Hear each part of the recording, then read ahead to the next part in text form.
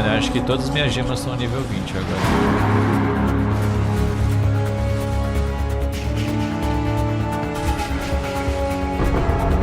Esse simulacro de boa, hein, mano.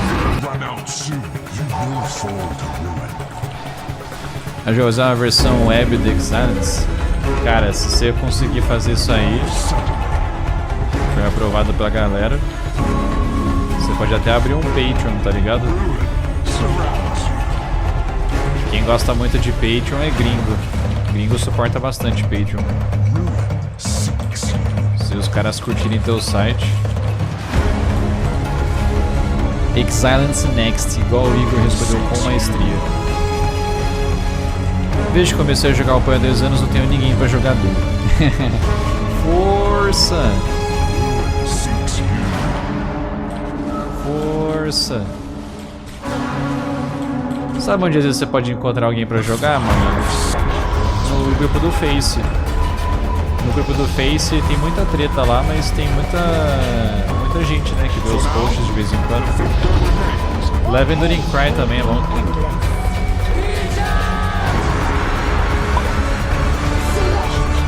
Obrigado, eu sou o Paulo, muito mais.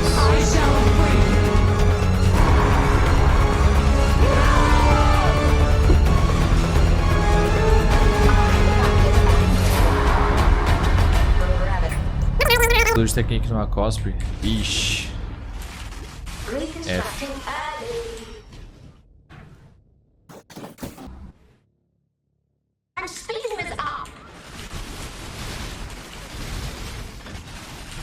Hey guys, Speedoz here, and today I bring you a new video about a Bladefall Blade Blast Archmage Agnostic Raider, which is a build that a Brazilian guy named Sirus made it very popular in the last gauntlet organized by Ziz, and I wanted to show you guys how good this build is regarding the defensive and offensive layers. So like I told you, it is a agnostic build, and by using agnostic and a archmage, it is a very nice synergy regarding offensive and defensive layers, because we want to gather as much mana as possible, and by doing this we can use more mana to gain more added lightning damage, and also use agnostic, which sacrifices our mana whenever our life isn't full, and then recover that much life at 20% per second, which is a lot regen. So this on top of plenty of keystones such as Acro, Phase Acro, Wind Dancer, and the Raider Ascendancy, which gives us even more dodge, even more evade chance, onslaught effect, elemental elements immunity. So basically this build it is very defensive, and it uses the Bladefall Blade Blast synergy, which is also an amazing source of damage. So in other words, this build is incredible. It is very easy to play as well. All you have to do is to understand how to play the Archmage, and as soon as you do, you want to use the Arcane Cloak on your left click, so you can gain debuff, which grants you added lightning damage and also works like a shield, which is also defensive.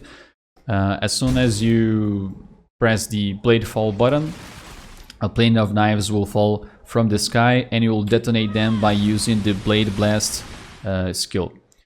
Whenever you're bossing, you want to place the Siege of Power on the ground, so as you spend more and more mana, it will start to gain stages, which will grant you even more damage. And for the movimentation, we are using the Smoke Mine with the Flame Dash, which is a very common movimentation synergy that it's been using for a few leagues already by the racers. So all I have to do is to throw a Smoke Mine, detonate, and then use Flame Dash again.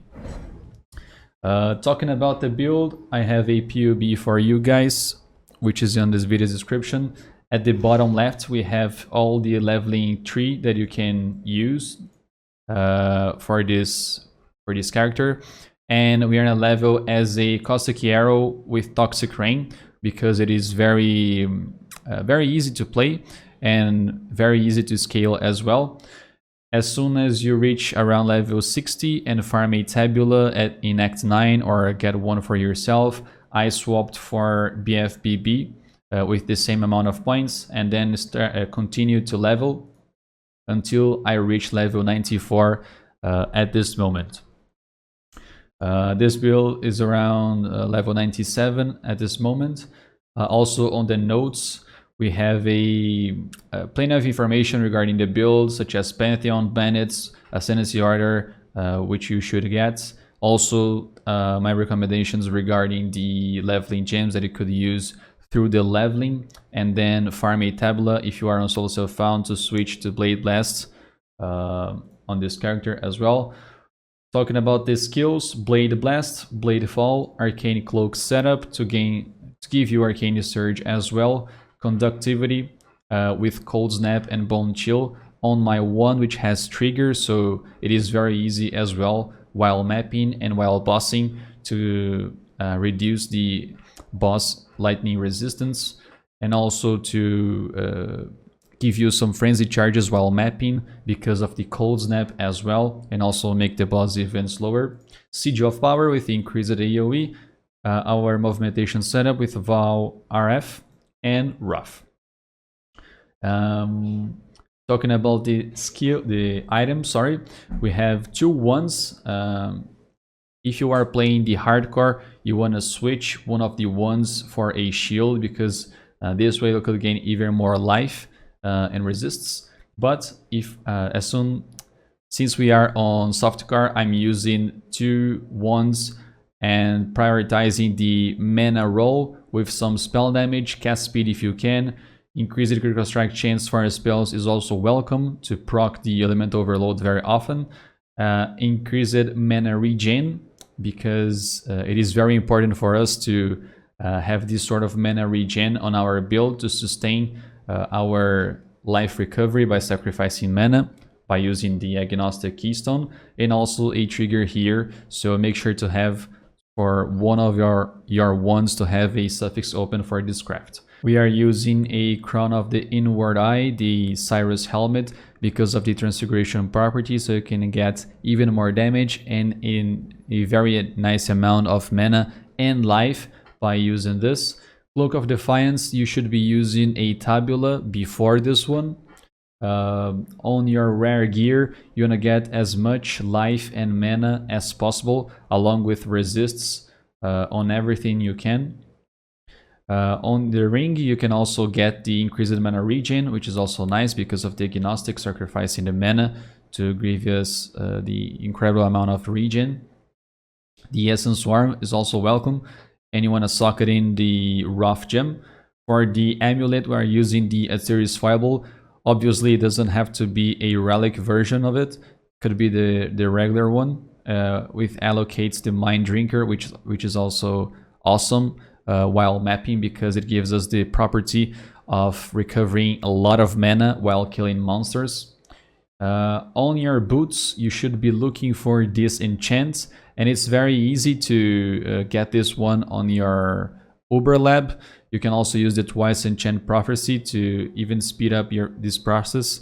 I got this on my 3rd attempt, so took me under half an hour to get this enchant.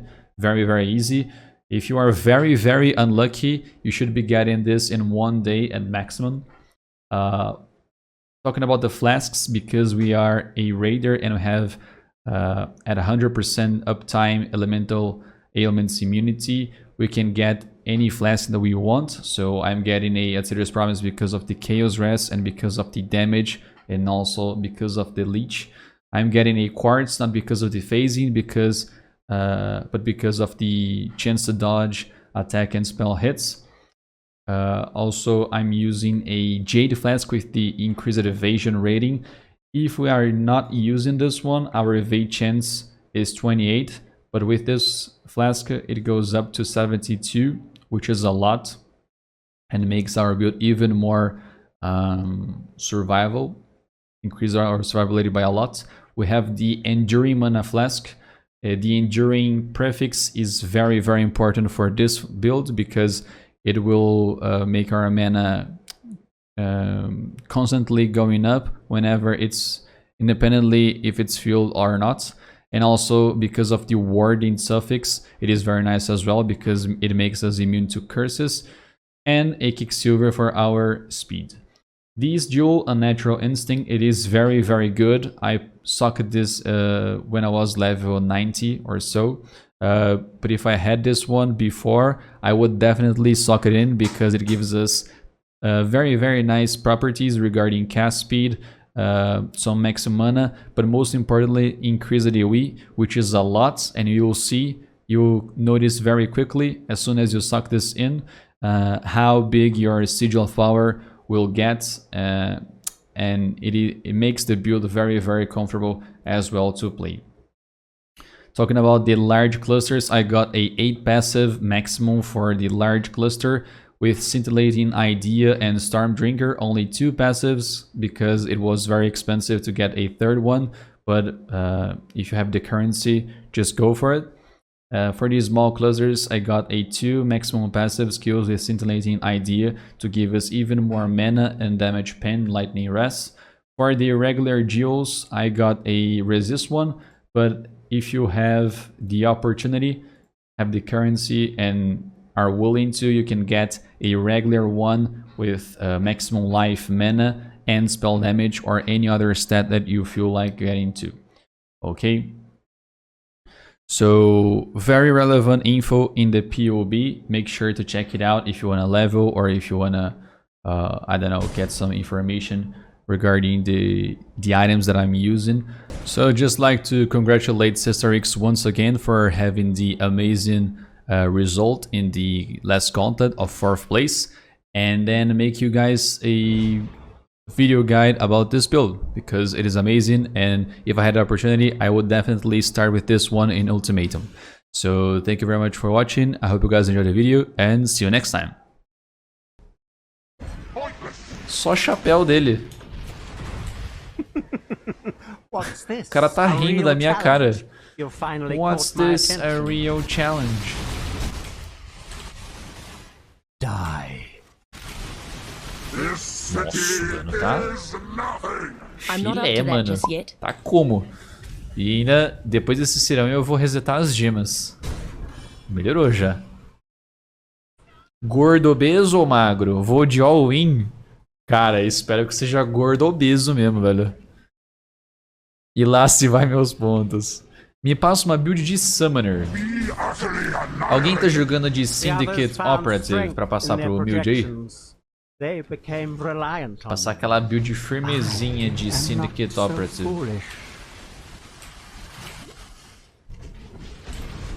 Be silent.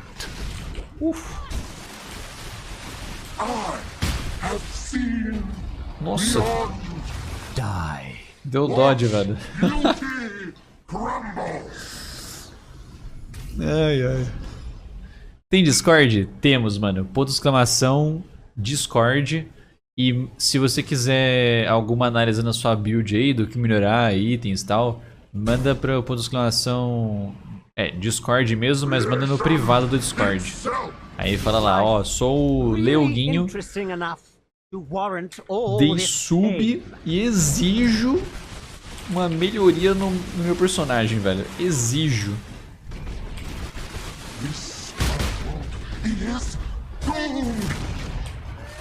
Die.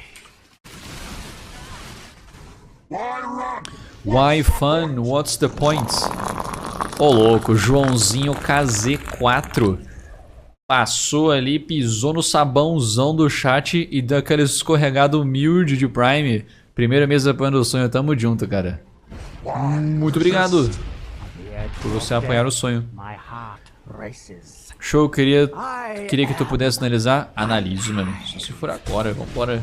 Quer dizer, agora, assim, antes de todo início de stream eu dou uma olhada no Discord e vejo o que a galera me mandou lá.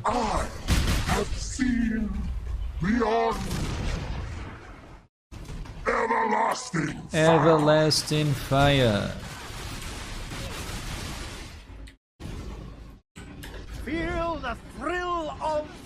Oh, valeu, João. Tamo junto, velho.